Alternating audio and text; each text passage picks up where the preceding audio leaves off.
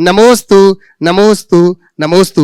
बंधुओं, आज मैं प्रथम प्रश्न के लिए यहाँ पर आवाज दे रहा हूँ। आ रहे हैं शशि जैन जयपुर से, जो कि महिला मंडल जागृति संघ की जो कि अध्यक्षा है। मैं निवेदन करता हूँ प्रथम प्रश्न के रूप में वो रख रही हैं। नमोस्तु नमोस्तु नमोस्तु गुरुवर। हे गुरुवर, हम जैन धर्म के प्रचार प्रसार के लिए क्या क्या कदम उठाएं जिससे जैन धर्म जन जन का धर्म व विश्वव्यापी धर्म बन सके। हे गुरुवर, हम जैन धर्म के प्रसार के लिए हमने करीब 50 से अधिक तीर्थ स्थलों में अपने नाटक का मंचन किया है। ये सारे नाटक ऐतिहासिक व धार्मिक नाटक हमने स्वयं लिखे हैं। हाल में ही हमने जयपुर की महिला जागृति संघ द्वारा महावीर जयंती को उपलक्ष्य में तीर्थंकर नेमिनाथ व नारायण श्री कृष्ण का मंचन किया था, जिससे लोगों को पता चला कि नेमिनाथ व श्री कृष्ण भगवान आपस में चचेरे भाई थे।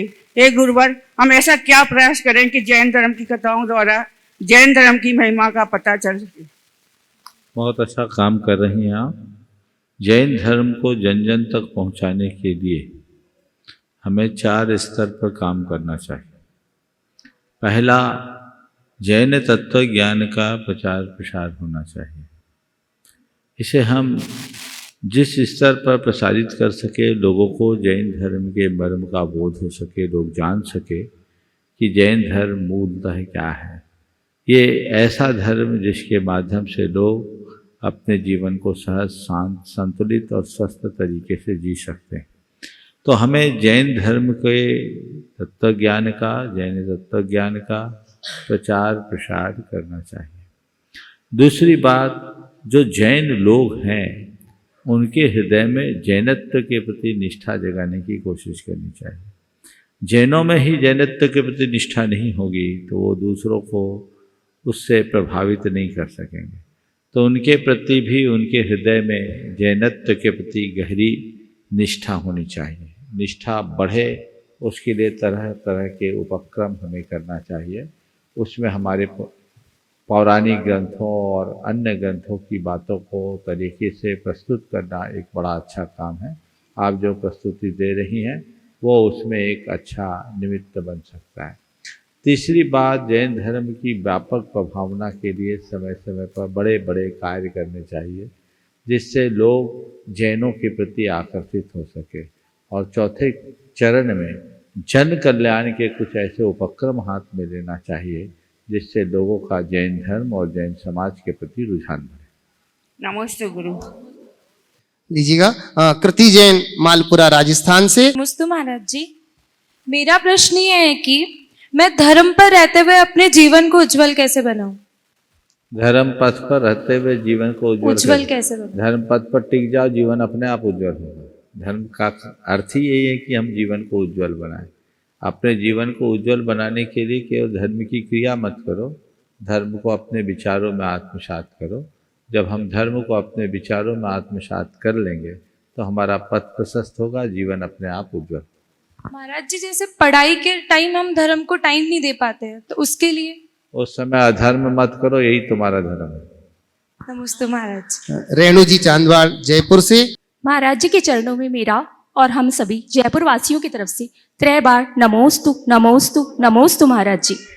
महाराज जी, मेरा प्रश्न है कि अगर कोई व्यक्ति छोटी उम्र में बड़े त्याग करने लगता है तो उसके बारे में जिन लोगों को पता चलता है तो आसपास के लोग ये कहने लगते हैं कि अभी इतनी छोटी उम्र में करने लग गया तो आगे क्या करेगा, तो उसका मनोबल गिराते हैं। तो अब ऐसा क्या करें कि वो त्याग भी करे और उसका मनोबल भी ना गिरे, और उसके परिवारजन क्या करें उसके लिए? छोटी उम्र में बड़ी त्याग करने वालों का लोग मनोबल गिराते हैं जी। उसे क्या करना चाहिए? मैं तो एक ही बात कहता हूँ, अगर कोई छोटी उम्र में त्याग किया है तो अपने मन में दृढ़ता लानी चाहिए।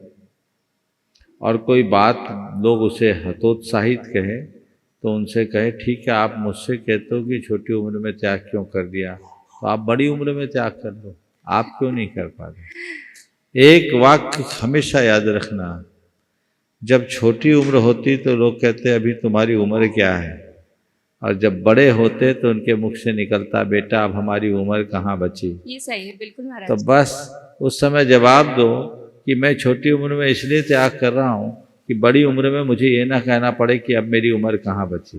बिल्कुल। जब तक शरीर में सत्व है, हमारा शरीर स्वस्थ है, तभी हम कुछ अच्छा काम कर सकते हैं।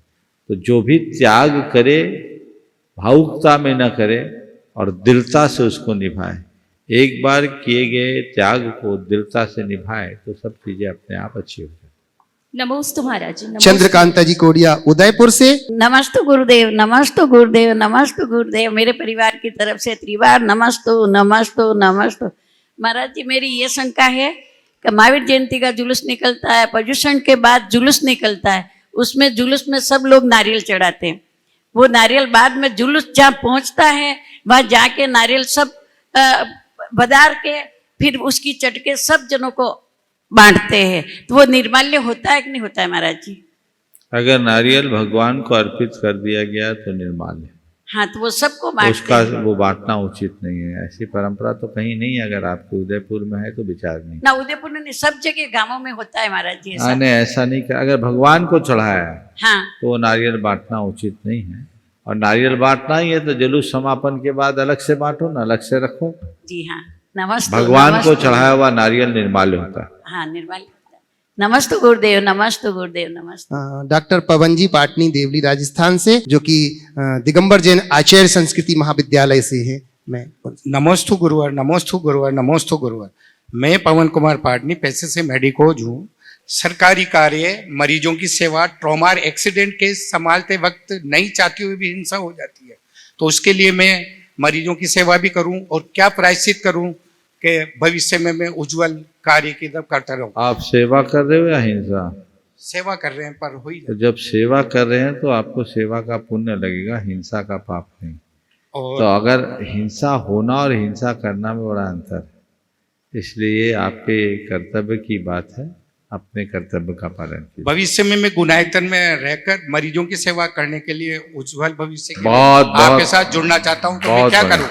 आप आइए, आपसे बात करेंगे। यदि चाहें तो आप जिस दिन चाहेंगे उस दिन व्यवस्था हो सकती है। बहुत उत्तम विचार आपका। नमोस्तु गुरुवर, नमोस्तु गुरुवर। महेश जी चांद मंत्री श्री दिगंबर जैन आचार्य संस्कृति महाविद्यालय सांगानेर से, और इसी की बात तैयार रहेंगी श्रीमती सुमन जी कासलीवाल मणिपुर से। पूज्य महाराज साहब के चरणों में त्रैवार नमोस्तु नमोस्तु नमोस्तु। शुल्लगणों के चरणों में इच्छामि इच्छामि इच्छामि। पूज्य महाराज श्री, भगवान महावीर के निर्वाण के 683 वर्ष पश्चात आचार्य धरसेन की कृपा से षटखंडागम ग्रंथ की रचना हुई पुष्पदंत और भूतबली के द्वारा। लेकिन मेरे दिमाग में ये बात आती है कि भगवान आदिनाथ के समय उन्होंने असीम मसीह कृषि सबका उपदेश दे करके जन कल्याण की भावना से उपदेश दिया और अपनी सुपुत्रियों ब्राह्मी और सुंदरी को अंक विद्या और अक्षर विद्या के ज्ञान दिया। तो उस समय के बाद लेखन विधा क्यों नहीं चली? मतलब भगवान आदिनाथ से लेकर के महावीर तक लेखन प्रक्रिया चली नहीं, जबकि ताड़पत्र वगैरह भी उपलब्ध थे, सारे साधन उपलब्ध थे, लेकिन ऐसी कोई जानकारी नहीं है कि कोई लेखन में कोई कार्य हो। केवल लेखन का कार्य षटखंडागम ग्रंथ से ही पता चल रहा है कि वहीं से हमने प्रारंभ हुआ। देखिए, भगवान ऋषभ देव ने अक्षर और अंक विद्या का ज्ञान किया है और लोगों को अक्षर और अंक विद्या का ज्ञान भी था। लिपि प्रतिलिपि भी थी, ब्राह्मी लिपि का चलन वहीं से हुआ। लेकिन जहाँ तक शास्त्रों के लिपिबद्ध करने का सवाल है, तीर्थंकरों के तीर्थ काल में शास्त्र लिपिबद्ध नहीं हुए, भगवान महावीर के काल में भी नहीं हुए, क्योंकि भगवान की वाणी को श्रुत कहा जाता है। और श्रुत जो एक दूसरे के परंपरा से चले आए, एक दूसरे को सुना करके बता दिया जाए, तो लोग ग्रहण और धारण करने में इतने कुशल थे कि लिपिबद्ध करने की जरूरत नहीं थी। उस समय लोगों की स्मृतियाँ बहुत मजबूत थी, इसलिए ऐसा नहीं होता था। कोई ऐसा उल्लेख नहीं मिलता कि भगवान ऋषभदेव आदि के काल में किसी ने शास्त्र का सृजन किया। नमस्ते महाराज जी। श्रीमती सुमन जी कासलीवाल मणिपुर से। नमोस्तु महाराज जी, नमोस्तु महाराज जी, नमोस्तु सांवर महाराज जी। ये प्रश्न है कि आजकल की जो युवा पीढ़ी है वो अपने धर्म के साथ साथ अधर्म को भी मानने लगी है ज्यादा, कि हनुमान जी को मानना है और किसी को मानना। देखिए ऐसा है, हमें धर्म करना है तो ज्ञान के साथ करना है। पारंपरिक होकर के धर्म नहीं करना, मौलिक तरीके से धर्म करना। जो लोग धर्म नहीं जानते, धर्म के मर्म को नहीं जानते, वो धर्म के नाम पर कुछ भी कर लेते। अगर इस तरह का कोई करते हैं तो हमें उन्हें तत्व ज्ञान देना चाहिए, जीवन के मर्म का बोध कराना चाहिए, तो अपने आप उनके जीवन में बदलाव आए। नमोस्तु महाराज जी। पूर्णिमा राहुल अजमीरा वाराणसी। नमोस्तु गुरुदेव, नमोस्तु गुरुदेव, नमोस्तु गुरुदेव। गुरुदेव, शंका ये है कि कोई जीव या कोई प्राणी सम्यक दर्शन प्राप्त करना चाहता है या नया नया प्राप्त करता है, तो उसके शुरुआती क्या लक्षण होते हैं या होने चाहिए? सम्यक दृष्टि के शुरुआती लक्षण अगर मुझसे पूछते हो तो पहले तो सच्चे देव शास्त्र गुरु के प्रति दृढ़ श्रद्धा होनी चाहिए। स्वपर का विवेक होना चाहिए, क्या मेरा है क्या मेरा नहीं, इसका उसको विवेक होना चाहिए, समझ के भेद विज्ञान होना चाहिए। उसके हृदय में प्रसम संवेग अनुकंपा और आस्तिक्य जैसे गुण प्रकट होना चाहिए। कषायों का तीव्र वेग नहीं हो, संसार और पापों से डर हो, प्राणी मात्र के प्रति करुणा और दया का भाव हो, दीन दुखी जीवों को देखकर उसके हृदय में कपकपी हो, और लोक परलोक कर्म पुनर्जन्म और अपनी आत्मा के अस्तित्व पर विश्वास हो। ये हो तो उसे सम्यक दर्शन की भूमिका वाला माना जा सकता है। नमस्ते गुरु। पूर्णिमा राहुल अजमीरा। महाराज जी, मेरा शादी के पहले कभी ऐसा किया नहीं कि शनिवार को सिर नहीं धोना है, अमावस के दिन बाहर नहीं जाना है। शादी के बाद यह होने लगा है मेरे ससुराल में कि मम्मी जी बोलते हैं कि आज शनिवार है, आज सिर नहीं धोना, कल रविवार है, नाखून नहीं काटना, अमावस के दिन बाहर नहीं जाना। तो ये कहाँ तक मानना मेरा उचित है या नहीं है? अपने अगर संयम पालने की दृष्टि से अलग अलग दिन को हम लोग अलग अलग रख ले कि इस दिन ये काम नहीं करना, ये काम नहीं करना, तो कोई दोष नहीं। लेकिन ऐसा करेंगे तो कोई अनिष्ट हो जाएगा, ऐसा सोच के करना ठीक नहीं है, ये मन का बहम। अतुल सीतल जी, निहाल वंदना लघानी परिवार जो कि गुणायतन के शिरोमणि संरक्षक हैं। गुरुदेव के चरणों में हम सबका भावपूर्वक त्रिबार नमोस्तु नमोस्तु नमोस्तु और सभी क्षुल्लक महाराजों को इच्छा में। गुरुदेव, एक प्रश्न आया है कि माता का अवसान अगर 5 तारीख को होता है और पिता का अवसान अगर 10 तारीख को होता है तो सूतक कितने दिन का लगेगा? ऐसा शास्त्र का विधान है कि अगर पातक के समय पातक हो या सूतक के समय सूतक हो तो जो पहला पातक है उसी में वो पातक गर्भित हो जाता है, उसको अतिरिक्त नहीं करना। समझ गए? अगर मान लीजिए किसी की 1 तारीख को किसी परिवार में किसी की मृत्यु हुई और 12 दिन के पहले यदि कोई दूसरे की भी मृत्यु हो गई तो वो 12 दिन में ही समाहित होगा। मैं एक स्थान पर था, पहले माँ की मृत्यु हुई, तिया करके लोग लौटे और तिया के दूसरे दिन पिता की मृत्यु हो, 3 दिन के अंतराल। लोगों ने मुझसे कहा महाराज अब क्या करें? तो हमने यही कहा कि ये शास्त्रीय विधान है, पातक के भीतर पातक जो होता अलग से नहीं लगता, पूर्व के पातक में ही वो समाहित हो जाता है। फिर दोनों का एक साथ 12वां लोगों ने किया, ऐसी व्यवस्था कर सकते। नमस्ते गुरुदेव, नमस्ते। मैं निवेदन कर रहा हूँ पायल जी और लब्धि सेठी हजारीबाग से। बोलो। नमोस्तु महाराज जी। महाराज जी, हम दूसरों को प्राथमिकता देते हुए खुद को प्राथमिकता कैसे दें? दूसरों को प्राथमिकता देते हुए खुद की प्राथमिकता कैसे? देखो, दूसरों को प्राथमिकता देना चाहिए, अच्छी बात है, लेकिन ऐसी प्राथमिकता न दो कि खुद को ही भूल जाओ। हमारी प्राथमिकताएं व्यवस्थित होनी चाहिए। हम दूसरों के लिए जिए, अच्छी बात है, पर खुद को न भूलें। जो खुद को भूल जाते हैं और अपनी सारी प्राथमिकताएं बदल देते हैं, उनकी स्थिति कभी कभी बहुत गंभीर हो जाती है, उससे बचना चाहिए। नमोस्तु। शकुंतला देवी, टोंक राजस्थान से। मेरी और संसार के सभी जीवों की तरफ से बारंबार नमोस्तु नमोस्तु नमोस्तु। शुल्लक जी महाराज को इच्छा में इच्छा में इच्छा में। महाराज जी, पंडित लोग जो विधान कराते हैं या पंच कल्याण कराते हैं तो उसमें अच्छी तरह विधान कराते हैं, लेकिन जो विसर्जन का टाइम आता है, शांति विधान, शांति धारा, शांति पाठ और विसर्जन, तो उसमें बहुत जल्दी करते हैं कि एक शब्द भी समझ में नहीं आता है। और 9 बार नमोकार मंत्र की कहते हैं और 1 बार बोल के चालू कर देते हैं, तो फिर इसमें क्या फल मिलेगा? हड़बड़ी हो जाती, शांति, पाठ शांति से करना चाहिए, लेकिन उसी समय अशांति हो जाती है, ऐसा लगता है सब छूट गए। बहुत तसल्ली से करना चाहिए। नमस्ते महाराज, नमस्ते महाराज। लीजिएगा। और अब मैं निवेदन कर रहा हूं हमारे बीच में चंद्रकला जी पाटनी, रांची गुणायतन मंत्री। मेरी तरफ से, जगत के सब जीवों की तरफ से मुनिराज के चरणों में नमोस्तु और सब क्षुल्लक जी महाराज के चरणों में इच्छामी। महाराज श्री, दुनिया का सबसे खूबसूरत शब्द है वाह। इसको बोलने में लोग हिचकिचाते हैं और कंजूसी करते हैं, और ये शब्द बोलने से सामने वाले के दिल पर राज भी करते हैं हम लोग, और किसी की अनुमोदना करते हैं अच्छे कार्य की, तो हम पुण्य उपार्जन भी करते हैं। फिर भी इसको बोलने के लिए कंजूसी क्यों करते हैं लोग? बहुत सुंदर शब्द, बहुत खूबसूरत शब्द है वाह। और बिल्कुल जो वाह करते हैं ना, उनको कभी आह नहीं निकलती।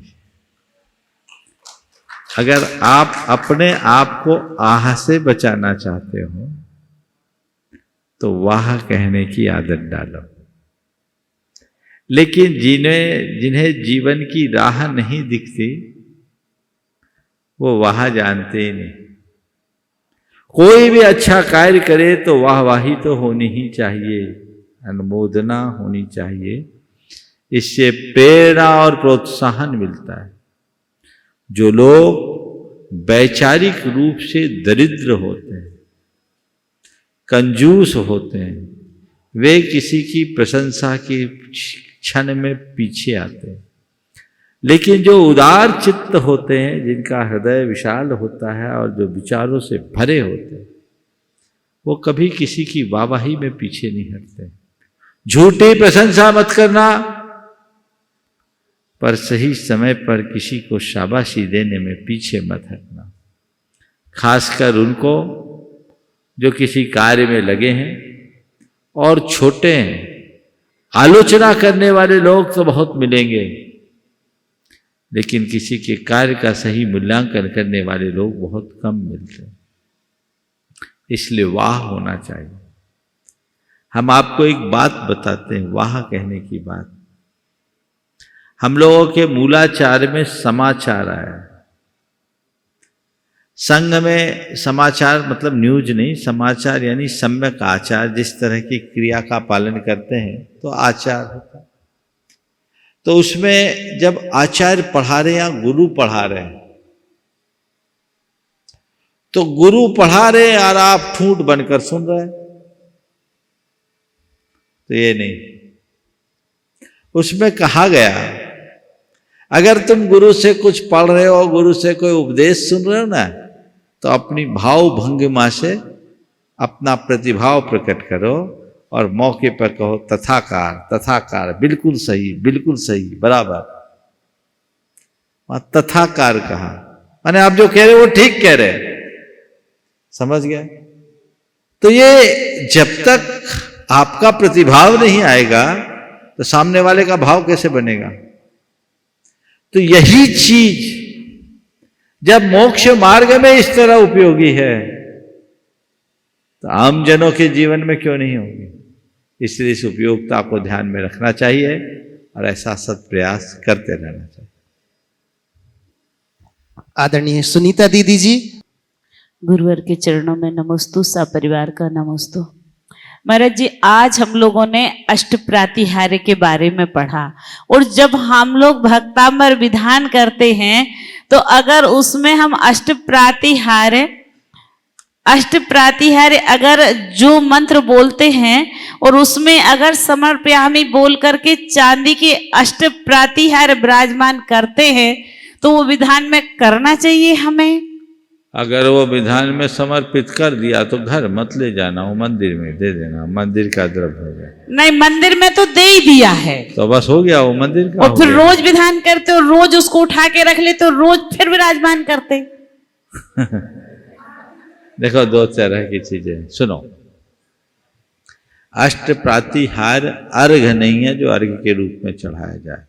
छत्र, चंवर आदि जो भी है, या अष्टमंगल द्रव्य है, ये देव द्रव्य है जो एक बार जिन मंदिर में विराजमान कर दिया गया तो मंदिर की वो निधि हो गई और उसे आप स्थापित करते हैं, समझ गए? तो हम छत्रम स्थापयामि ऐसा बोलना चाहिए। और उसको स्थापित करने के बाद कालांतर में कोई उत्सव हुआ तो कोई दूसरा भी चढ़ा सकता है, कोई तीसरा भी चढ़ा सकता है, ऐसी व्यवस्था। मंडल में अष्ट प्रातिहार्य नहीं होते, मंडल में अष्ट मंगल होते। अब आजकल पंडित लोग पता नहीं क्यों अष्ट प्रातिहार्य स्थापित करने लगे। अष्ट मंगल द्रव्य का उल्लेख है, प्रातिहार्य तो भगवान के साथ होते हैं, मंडल में क्यों होते हैं? करते हैं कुछ लोग, सुना? हाँ, अब सुधार लेना। ये कह रहे कभी कभी हम भी कर लेते हैं। आगम से तो सोचो, अष्ट प्रातिहार्य नहीं, अष्ट मंगल तो रखना ही चाहिए। प्रातिहार्य भगवान की वेदी में रखो, जो एक प्रतीकात्मक होता है। नमस्ते। लता जी गंगवाल, गुणायतन मंत्री। नमोस्तु महाराज श्री। महाराज श्री, एक लाइन से 2 सर्किट नहीं चल पाते हैं, कहीं कहीं का कनेक्शन कट करना पड़ता है।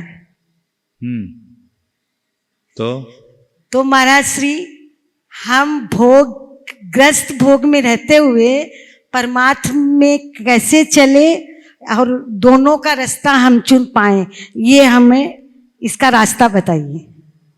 एक लाइन से 2 सर्किट नहीं चल सकता, कहीं ना कहीं कनेक्शन तो काटना ही पड़ता है। तो मैं कहूँगा 2 सर्किट चलाना क्यों चाहते हो? सिंगल सर्किट रखो, सीधी लाइन चलो, और डबल काम करोगे तो शॉर्ट सर्किट होगा।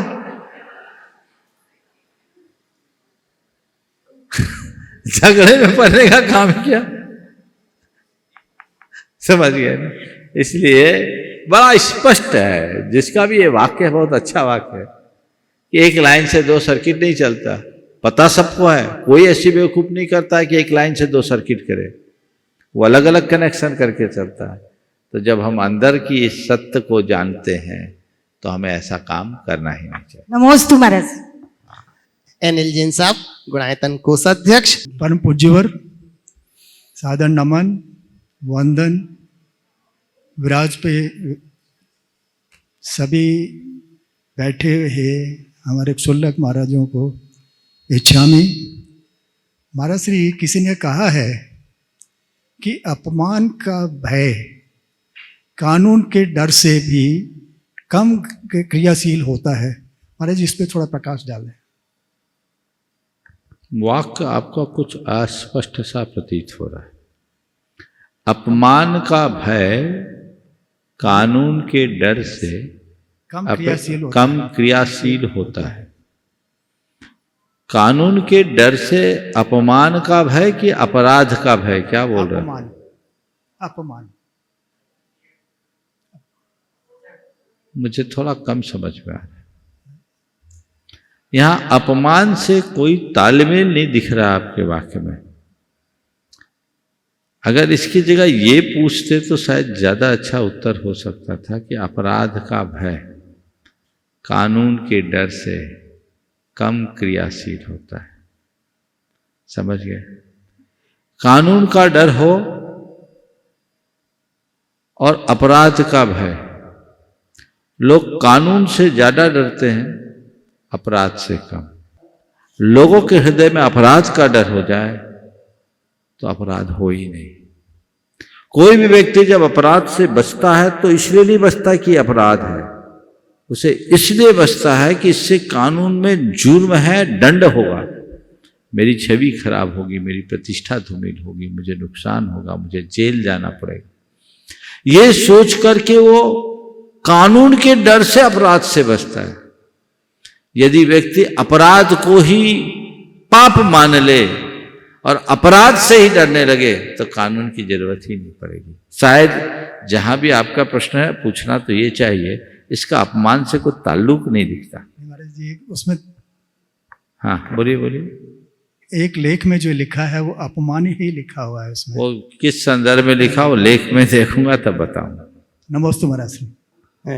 निवेदन कर रहा हूं पूज्य चिद्रूप सागर जी महाराज से। वास्तव में अभी ये प्रश्न मंच को देख करके, शंका समाधान को देख करके महाराज श्री एक चीज याद आ रही है। जैसे समौ शरण में भगवान की दिव्य देशना कीर्ति बंधुओं, तो 18 महाभाषा और 700 लघु भाषा में परिणत हो जाती, सबको अपनी अपनी भाषा में सुनाई देती है। तो जो भगवान होते हैं उनको भी तो प्रश्न कोई कैसा भी करे सुधार करके समझ लेते होंगे, ऐसे महाराज श्री आप भी समझ लेते हैं। नमोस्तु महाराज जी।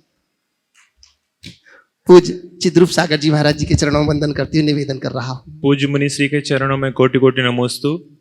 महाराज जी जब हम वंदना करते हैं तो कई लोग अनुमोदना करते हैं, तो उनका उन्हें छठम हिस्सा हम कहते हैं कि उन्हें उस पुण्य का छठम हिस्सा मिलता है। लेकिन कुछ लोग ऐसे भी होते हैं जब वंदना करने जाते हैं तो बोलते हैं कि हमारी भी हर टोंक पर नमोस्तु बोलना। तो महाराज जी उनकी नमोस्तु बोलने से तो वहां पर वो मन वचन काय से उपस्थित तो नहीं है, लेकिन क्या उनको इसका फल मिलता है और कैसे? वंदना करने जाओ, डाकिया बनकर मत जाओ। आप अपनी वंदना के लिए जा रहे हो, हम भाव वंदना कर रहे हैं। अब वहां वंदना करने लिए जाए और फिर लोगों को याद करते रहे तो हम भगवान की वंदना करेंगे कि लोगों को याद करेंगे? बहुत सारे लोग कहते हैं तुम हमारी नमोस्तु बोल देना, हमारी नमोस्तु बोल देना, हमारी नमोस्तु बोल देना। अच्छी बात है, ऐसा कहना बुरा नहीं है। वो जो नमोस्तु बोल रहा है वो भाव वंदना कर रहा है, लेकिन उनकी बातों को रट के जाओगे तो वही झूलेंगे, भगवान तो गोल हो जाएंगे। तो क्या करो इसका फार्मूला? भगवान यहां पर मेरी वंदना और जिनने मुझसे कहा उन सबकी वंदना, तो इसमें दोहरा लाभ होगा। अपनी वंदना एक बार कर ली सो अपने को लाभ मिलेगा, और सबकी वंदना करी तो उसका लाभ मिलेगा। ऐसी व्यवस्था लेकर के चलना चाहिए। नमोस्तु महाराज श्री। महाराज श्री मेरा प्रश्न है कि पंचम काल में ना तो मोक्ष होता है, ना भगवान दिखते हैं, ना पंच कल्याणक दिखते हैं, ना रिद्धियां दिखती हैं, ना कोई देवकृत चमत्कार दिखते हैं। साथ ही वर्तमान भौतिक विज्ञान के कई सिद्धांत धर्म से थोड़े अलग दिखाई देते हैं। ऐसे में कैसे धर्म पे श्रद्धांजलि जमे और पंचम काल में जन्म लेने वालों का क्या कर्तव्य होना चाहिए? बहुत अच्छा सवाल किया। पंचम काल में ऐसा कुछ नहीं है जो तुम्हें खींच पाए, बल्कि कदम कदम पर ऐसे निमित्त हैं जो तुम्हें धर्म से दूर कर दे। मतलब इसे दूसरे शब्दों में कहूं कि किसी बंद कक्ष में दीपक को जलाए रखना कोई बड़ी बात नहीं है, पर चारों ओर झंझावात हो और वहाँ अपनी ज्योति को जागृत रखना, जलाए रखना, ज्योतित रखना बहुत बड़ी बात है। पंचम काल में धर्म करने का मतलब ही कुल ऐसा है कि झंझावात में अपने दीप को जलाए रखना, उसे बुझने न देना। और ये तब होगा जब हमारी श्रद्धा प्रगाढ़ होगी। श्रद्धा की चिमनी जब किसी दीप में रख दी जाती है तो हवा के आघात को सह लेता है। मन में श्रद्धा हो। पंचम काल में मोक्ष नहीं है। कौन कहता है? कौन कहता है पंचम काल में मोक्ष नहीं? पंचम काल में मोक्ष है।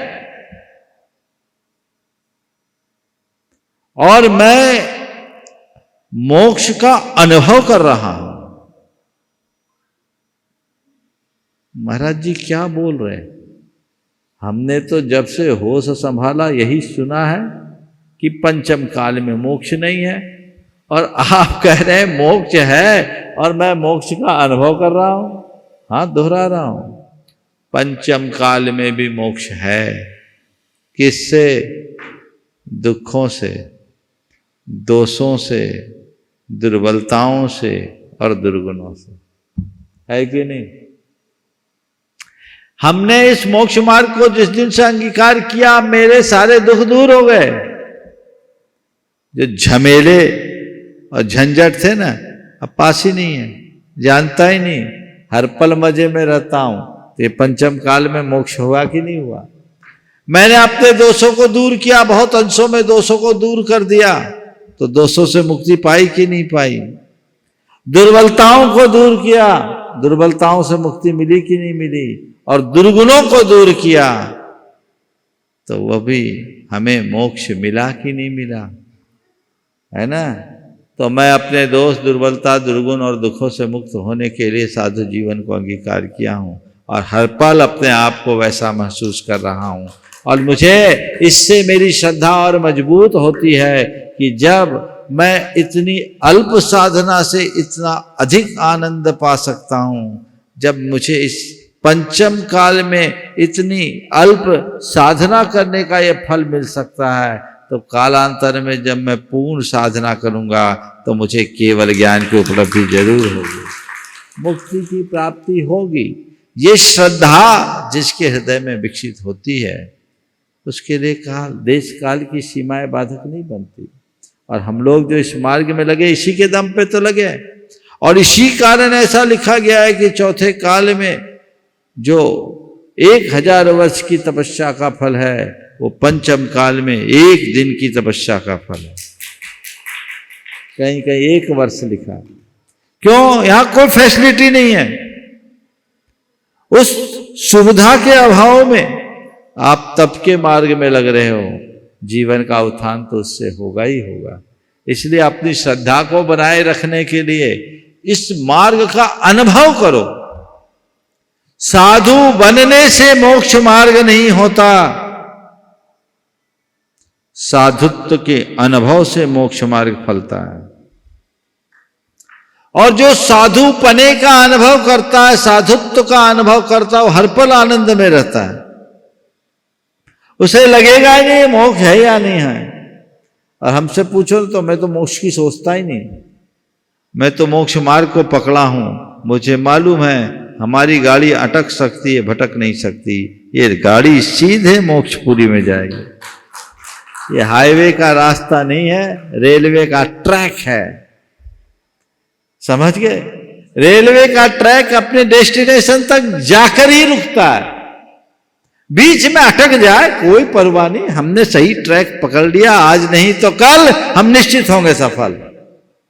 इस विश्वास के साथ जियोगे तो आनंद आएगा। संध्या जी हमारे बीच में उपकार एजेंसी सागर से। नमोस्तु गुरुदेव, छुल्लक जी को एक शामी। महाराज श्री, ये सत्य है, ये झूठ कहते हैं कि संगत का असर होता है। ना फूलों को कभी, ना कांटों को कभी महकना आया और ना ही फूलों को चुभाना आया। तो ये क्या, कहाँ तक सच है महाराज जी? संगत का असर होता है। कांटों को कभी महकना नहीं आया और फूलों को कभी चुभाना नहीं आया, तो संगत का असर कैसा है ना जी? आप ये पूछना चाहती हैं। मैं इसे दूसरे अर्थ में लेता हूँ। फूल और कांटे की संगत में रहने वालों को एक प्रेरणा मिलती है कि अगर अपने जीवन में कुछ पाना चाहते हो और संगत का असर ही देखना चाहते हो तो कांटों के मध्य भी खिले रहने की कला अपना लो। संगत का फल तो ये, समझ गए? वो देख कर लाभ लो कि कांटे के बीच रह करके भी खिले रहो। ये प्रेरणा तो पाया जा सकता है। अब कांटे कांटे हैं, ये प्रकृति की चीज है। प्रकृति ने कांटे और फूल दोनों को एक साथ रखे, लेकिन दोनों की एक विशेषता है। फूल अपना स्वभाव नहीं छोड़ता, कांटे अपना स्वभाव नहीं छोड़ते। जब तक मनुष्य अपने स्वभाव को नहीं छोड़ता, संगत का प्रभाव नहीं पड़ता। लेकिन यदि अपने स्वभाव को बदल दे तो बहुत कुछ फर्क पड़ सकता है। नमोस्तु गुरुदेव। परोक्ष रूप से अनेक लोगों ने अपनी शंकाओं को पूज्य श्री के चरणों में भेजे हैं। उन्हीं में से मैं एनसी जैन साहब दिल्ली से महाराज श्री आपके चरणों में वंदन करती है, नमोस्तु करते हुए पूछना चाह रहे हैं कि मुनि श्री कहते हैं कि निंदा करना बहुत घाटे का सौदा होता है। निंदक हमेशा दूसरों के पाप अपने सिर पर ढोता रहता है और दूसरों द्वारा किए गए उन पाप कर्मों का फल भी भोगता रहता है। अतः हमें सदैव निंदा से बचना चाहिए। और दूसरी तरफ ये दृष्टिकोण है कि निंदक नीरे राखिए की भावना व्यक्त की गई है। तो मुनिवर, निंदा नहीं करना तो समझ में आता है, पर निंदा सुनने का क्या अभिप्राय है? देखिए, निंदा करना एक निंदनीय कर्म है, इसलिए हमें कभी किसी की निंदा नहीं करनी चाहिए। ये बात तो सच है। लेकिन यदि कोई हमारी निंदा करे तो उससे अप्रभावित रहना चाहिए। अगर तुम्हारी कोई निंदा कर रहा है तो देखो उसकी निंदा सही है या गलत। सही है तो अपने उस कमी को दूर करो ताकि अपने जीवन को बेहतर बना सको, और गलत हो तो नज़रअंदाज करो, सोचो गाड़ी चलेगी तो धुआं तो उड़ेगा ही, हमें इन बातों से प्रभावित नहीं होना है, यही इसका मतलब। पुष्पेंद्र कुमार जी जैन झांसी से नमोस्तु निवेदित करती हुई कह रहे हैं, गुरुदेव मेरी शंका यह है कि यदि कोई क्रोधी व्यक्ति है, उसके क्रोध को कम करने के लिए हम भावना योग से ऐसे कैसे कौन सा कमांड दें जिससे कि हम उसके क्रोध को शांत कर सकें? क्रोधी व्यक्ति के क्रोध को कम करने के लिए हमारे कमांड देने से कुछ नहीं होगा, उसको खुद करना होगा, वो प्रयास करेगा तभी होगा। गुरुदेव प्रकाश जी पाटनी राजस्थान से आपके चरणों में निवेदित करते हुए कह रहे हैं कि गुरुदेव इच्छाएं कहाँ और कैसे जन्म लेती हैं? मन से, मस्तिष्क से, ज्ञान से या इंद्रिय से? कृपया मेरी शंका का निवारण करें। इच्छाएं कहाँ से जन्मती? मन से, मस्तिष्क से, ज्ञान से या इंद्रिय से? तो इच्छाएं हैं। इच्छाओं का जन्म स्थान हमारा मन है। मन में उत्पन्न होने वाले संकल्प विकल्प ही इच्छा का रूप लेते हैं, इसलिए इच्छा का जन्म स्थल अपना मन का है। अगर मन को हमने साध लिया तो हमारी इच्छाएं नियंत्रित होगी। देहरादून से सुनील जी देहरादून निवेदन कर रहे हैं महाराज श्री कि कई प्रकार के रोगों में डॉक्टर जो है वो गाजर का रस, अदरक, कच्ची हल्दी, अंकुरित अनाज लेने की सलाह देते हैं, जिसमें जमीकंद का त्याग किया हुआ है। वह किस प्रकार से भोजन करे कि उसे सभी प्रकार की जरूरी विटामिन भी, प्रोटीन भी भोजन में प्राप्त हो जाए और इस अभक्ष्य से बच जाए? दूसरे सप्लीमेंट्स ले, जिनका त्याग है वो बिल्कुल न ले, और जो शुद्ध है वो ले, अभक्ष्य पदार्थों से बचे। प्रमोद कुमार जी जैन पापड़ीवाल महावीर नगर दुर्गापुरा से नमोस्तु निवेदित करते हुए महाराज श्री पूछ रहे हैं कि आदमी शुभ कार्य को कल पर टालता है, अशुभ कार्य को करने में देर नहीं लगाता। उसको लगता है कि इस गाली का जवाब नहीं दिया तो स्वर्ग का सर्टिफिकेट कैंसिल हो जाएगा। प्रश्न यह है कि व्यक्ति शुभ कार्य को कल पर क्यों टालता है, जबकि कल तो कभी आता ही नहीं है? यह उसके प्रमाद की अभिव्यक्ति है। मनुष्य के मन में पलने वाला प्रमाद उसको अच्छे कार्य करने के लिए उत्साहित नहीं होने देता, और बुरे कार्यों के लिए वो उत्साहित बना रहता है। तो अपने मन के प्रमाद को जीतेंगे, अपने संस्कारों को बदलेंगे, तभी हम अच्छे कार्य कर पाएंगे और बुरे कार्यों से बच पाएंगे। इंजीनियर सीके जैन साहब इंदौर से नमोस्तु निवेदित करते हुए कह रहे हैं महाराज श्री कि हम भेद की गहराई को कैसे पहचान पाएंगे? कृपया समाधान कीजिए। काय की गहराई? भेद की गहराई को कैसे पहचान पाए? भेद जी, भेद मतलब भेद विज्ञान से मतलब है, या दो वस्तु के भेद को। शायद सवाल अस्पष्ट है, पर मैं समझ रहा हूँ कि इसका उनका आशय ऐसा ही होगा कि भेद विज्ञान की गहराई को कैसे समझ पाएंगे। शब्दों में भेद विज्ञान की बातें करना बड़ा सरल है, लेकिन भेद विज्ञान की अनुभूति और एहसास करना बहुत कठिन है। जिसने शरीर में रहते हुए अपने आप को शरीर से अलग महसूस किया, समझना उसके हृदय में ही भेद विज्ञान की गहराई। हमारे शरीर में कोई पीड़ा हो, वेदना हो, कष्ट हो और हम उसकी अनुभूति न करें तो समझना ये भेद विज्ञान की गहराई है। न केवल शरीर के भेद विज्ञान की तो शारीरिक कष्ट है। हमारा भेद विज्ञान केवल शरीर से नहीं, हमारा भेद विज्ञान समस्त पर पदार्थों से होना चाहिए। और यदि हम पर से संबद्ध घटनाओं से अप्रभावित रहते हैं, पर्व के प्रति हमारे मन का लगाव अधिक न हो और हम उनसे अप्रभावित रहने की कला अपने अंदर विकसित करते हैं, तो हमारा भेद विज्ञान गहरा ऐसा समझना चाहिए और उससे हम भेद की गहराई को एहसास कर सकते हैं। हीरा जी बड़जात्या हजारीबाग से नमोस्तु निवेदित करती हुई कह रहे हैं महाराज श्री परखो तो कोई अपना नहीं, परखो तो कोई अपना नहीं, समझो तो कोई पराया नहीं। तो महाराज श्री हम कैसे परखें या कैसे समझें कि कोई अपना और कोई पराया है? परखो तो कोई अपना नहीं, समझो तो कोई पराया नहीं। हम कैसे परखें और कैसे समझें कि न कोई अपना हो न कोई पराया हो? सबसे पहले खुद को जान लो तो समझ में आएगा न कोई अपना है न पराया। जो लोग अपने आप को नहीं जानते वो औरों को अपनाते हैं, और अपनाते हैं तो फिर अपना और पराया का भाव आता है। जो आपके जीवन के तत्व को जान ले उसके लिए अपना पराया कोई होता ही नहीं। उसे न किसी को परखने की ज़रूरत होती है, न किसी को समझने की ज़रूरत होती है।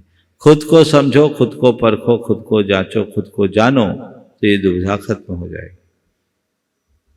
नितिन जैन बिनौली बागपत से नमोस्तु निवेदित करते हुए कह रहे हैं, गुरुदेव, जब शहर में रहने वाले लोग गांव में आकर के किसी के घर का पता किसी गांव के व्यक्ति से पूछते हैं तो वह व्यक्ति अपना फर्ज समझते हुए उन्हें उसी घर तक पहुंचा देता है। फिर वही शहर के लोग ये क्यों करते हैं कि गांव के लोग तो लोगों के कुछ काम ही नहीं आते, तब भी पता पूछने पर भी घर तक पहुंचा देते हैं, जबकि महाराज श्री ऐसा क्यों है? कृपया समाधान कीजिए। किसी गांव में किसी व्यक्ति का पता पूछो तो उसके घर तक पहुंचा देता है। फिर कह रहे हैं कि गांव के लोग कुछ काम में नहीं आते। मैं तो ये बोलूं कि ये तो गांव और शहर का अंतर है। गांव में जाओगे तो पता पूछने पर वो तुम्हें सामने वाले तक पहुंचा देगा, और शहर में जाओगे तो आजू बाजू वाले को भी एक दूसरे का पता नहीं होता। ये गांव और शहर के जीवन शैली का अंतर है। पाश्चात्य सभ्यता का जो दुष्प्रभाव हम पर पड़ा है उसने सबसे ज़्यादा प्रभावित किया है हमारे परस्परता, प्रेम, आत्मीयता और सहज जीवन जैसे मूल्यों को। इसने मनुष्य को पूरी तरह से आत्म केंद्रित बना दिया, व्यक्ति केंद्रित बना दिया। व्यक्ति केवल अपने मतलब की बात करता है, उसे और किसी से कोई मतलब नहीं। और ऐसा व्यक्ति संवेदनहीन हो जाता है, और संवेदनहीन दशा में मनुष्य होता है पर मानवीय भावनाएं छिन्न भिन्न हो जाती है, शुष्क हो जाती है। उसे जगाना चाहिए, और इससे बात को सीखने के लिए लोगों को समय समय पर थोड़ा गांव का भी रुख करना चाहिए, ताकि हम गांव की उस परंपरा को जान सकें। हालांकि अब तो उल्टा देखने में लग रहा है, गांव भी शहर बनने लग रहे हैं और बनते जा रहे हैं, और गांव वालों में भी शहरों की बीमारी आने लगी। तो ये बड़ी विचित्र बात है। अज्ञेय जी की कुछ पंक्तियां मैंने कहीं पढ़ी थी। उनने बहुत पहले लिखा, सांप तुमने इतना विष कहाँ से पाया? सांप तुमने इतना विष कहाँ से पाया? क्योंकि तुम्हें तो शहर में रहना नहीं आया। एक तीखा व्यंग है। तो ये जो चीज़ें हैं हमें समझनी चाहिए, और उसी अनुरूप अपने जीवन व्यवहार को बदलना चाहिए। रिद्धि जैन किशनगंज बिहार से नमोस्तु निवेदित करते हुए कह रहे हैं, गुरुदेव, हम अक्सर जो बातें लोग परिस्थिति इत्यादि हमारे हिसाब से नहीं होती हैं उसे आसानी से एक्सेप्ट नहीं कर पाते। गुरुदेव, मेरी जिज्ञासा यह है कि हम स्वीकार करना कैसे सीखें, और हमें किन किन चीजों को एक्सेप्ट करना चाहिए, किन चीजों को नहीं, जैसे हमें हार नहीं माननी चाहिए, बुरा नहीं मानना चाहिए आदि। कृपया मार्गदर्शन। स्वीकार करने का भाव मन में कैसे जगाएं, और किसे स्वीकार करें, किसे एक्सेप्ट करें और किसे इग्नोर करें? बहुत अच्छा सवाल है। स्वीकार भाव जब मनुष्य के जीवन में सहजता आ जाती तो चीज़ों को स्वीकार करने में बहुत सक्षम होता है। हम कोई भी बात है अगर उसको स्वीकार करना है तो अपने मन को सरल कर ले, अपने अंदर के ईगो को अलग कर दे, और जीवन की व्यवस्था को स्वीकार कर ले। जब हम जीवन और जीवन की व्यवस्था को जानते हैं तो सब चीज़ें स्वीकार कर लेते हैं। जैसे अभी आप लोग यहाँ पर बैठे हो, जमीन में बैठे हो, गर्मी भी लग रही है लेकिन आराम से बैठे हो, क्योंकि आपने स्वीकार किया है।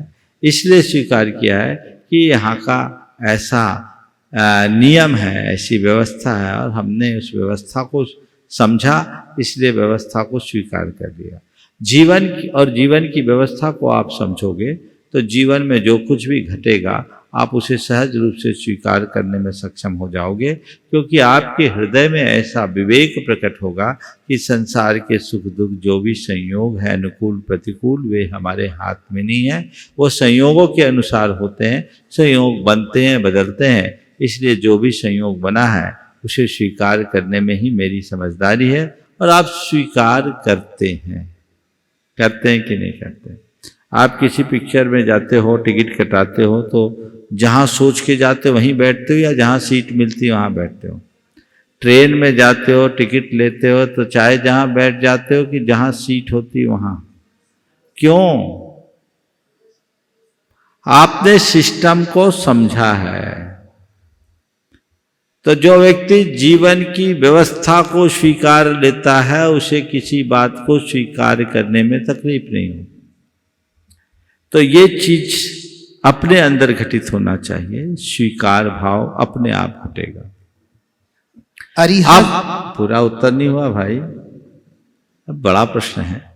अब बात रही किसको स्वीकार करे और किसको नजरअंदाज करे। दुखों को स्वीकार करो, दुख प्रसंगों को स्वीकार करो, दुर्व्यवहार को सहन करो और दुर्वचनों को नजरअंदाज करो। समझ गए क्या बोल रहा हूं? दुखों को स्वीकार करो, दुप्रसंगों को सहन करो, दुर्व्यवहार को स्वीकार करो और दुर्वचनों को नजरअंदाज करो। ये हमारे जीवन को आगे बढ़ाने का मंत्र होगा। अरिहा जैन इंदौर से बिमला जी। जी हाँ, मैं निवेदन कर रहा हूँ, बिमला जी सागर से हमारे बीच में हैं, जिनके स्वरूप को तो आपने अभी देख ही लिया है। मैं निवेदन कर रहा हूँ वो प्रश्न रखें। तब तक महाराज जी एक छोटा सा प्रश्न है अरिहा जैन। यही बिमला जी। महाराज जी को नमोस्तु नमोस्तु नमोस्तु। छुल्लक जी को इच्छामि इच्छामि इच्छामि। महाराज जी, जंगाचारण रिद्धिधारी मुनिराज और तीर्थंकरों का व्यवहार एक समान होता है क्या पग रखते हुए? देखिए, चारण रिद्धिधारी महाराज जो होते हैं, आकाश चारण, जंघा चारण आदि, जंघा का हाथ से लेकर चलते, उनका पाद विन्यास जंघाचारण का होता है। आकाशगामी जो होते हैं वो सीधे चलते हैं और चारण रिद्धिधारी जो होते हैं वो कदम ताल करते हैं और आकाशगामिनी विद्या जिनकी होती है वो अधर में जाते हैं। तीर्थंकर भगवंत भी जब विहार करते हैं तो उनका कदम ताल होता है, एक के बाद एक कदम रख करके चलते हैं, पाद विन्यास उनका होता है। ऐसा नहीं कि तैरते हुए चले, हम सब सामान्य प्राणियों की तरह चलते हैं, ऐसा समझ करके चलना चाहिए। इस प्रकार आज के इस सत्र को परम पूज्य गुरुदेव के चरणों में नमन अर्पित करते हुए यहीं पर विराम। बोलिए परम पूज्य आचार्य गुरुवर श्री विद्यासागर जी महाराज।